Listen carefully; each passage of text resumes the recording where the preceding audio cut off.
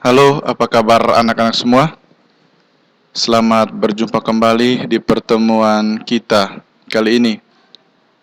Ini merupakan materi terakhir di semester 1.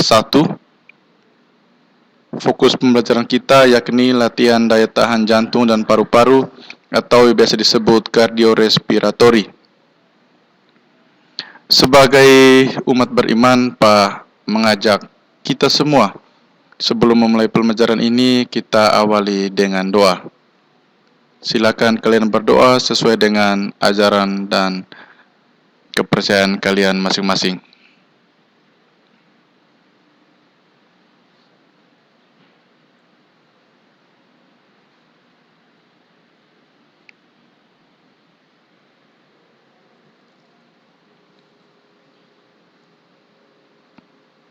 Kita lanjut ke tujuan pembelajaran.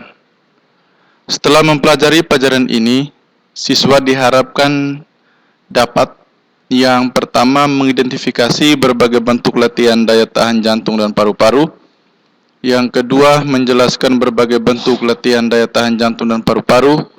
Yang ketiga, menjelaskan cara melakukan berbagai bentuk latihan daya tahan jantung dan paru-paru. Yang keempat, melakukan berbagai bentuk latihan daya tahan jantung dan paru-paru.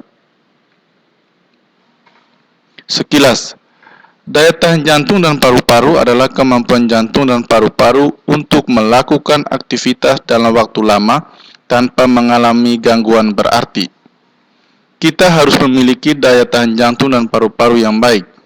Bagaimana caranya? Berikut contoh latihan yang dapat meningkatkan daya tahan jantung dan paru-paru. Yang pertama atau A, latihan interval.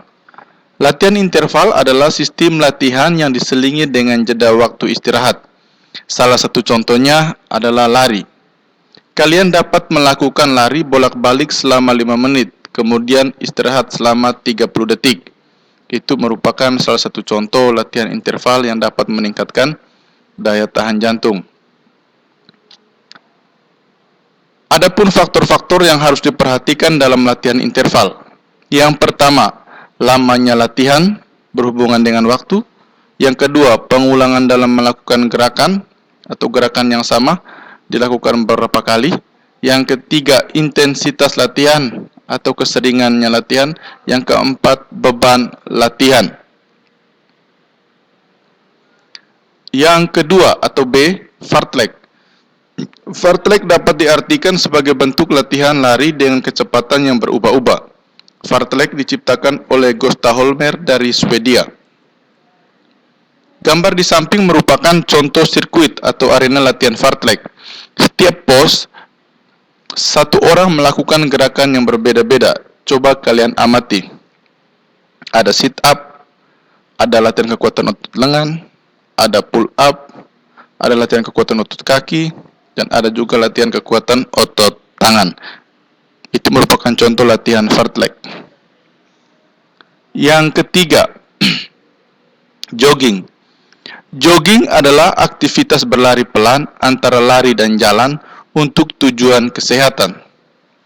Jogging dapat dilakukan pada pagi hari atau sore hari. Jogging yang dilakukan secara teratur dapat meningkatkan daya tahan jantung dan paru-paru. Adapun manfaat latihan daya tahan jantung dan paru-paru yakni yang pertama, meningkatkan kemampuan kerja jantung dan paru-paru.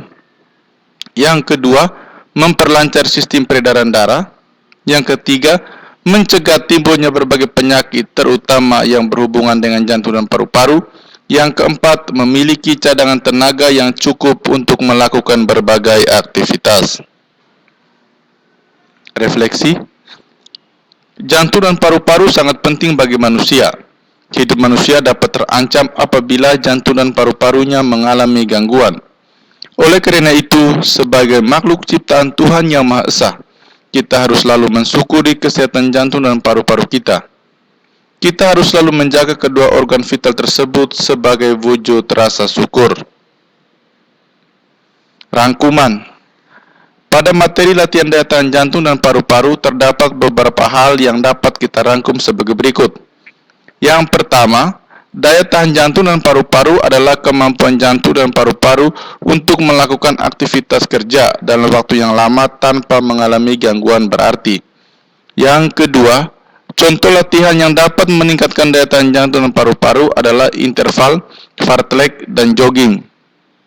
Yang ketiga, latihan interval adalah sistem latihan yang diselingi dengan jeda waktu istirahat. Yang keempat, fartlek dapat diartikan sebagai bentuk latihan lari dengan kecepatan yang berubah-ubah. Yang kelima, jogging adalah aktivitas berlari pelan antara lari dan jalan untuk tujuan kesehatan.